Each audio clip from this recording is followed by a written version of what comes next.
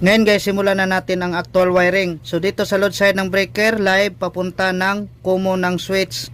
So ito yung live natin galing sa circuit breaker papunta ng common ng switch. Itong dalawa guys, splice natin. Yan, na-connect na. Next ay dito naman sa kabila ng switch, ito yung return papunta ng live ng bulb. So ito yung return natin papunta ng live ng supply ng bulb. So itong dalawa, splice natin. Ayan, na-connect na. Next ay dito naman tayo sa neutral. Galing sa circuit breaker, neutral papunta ng neutral ng bulb.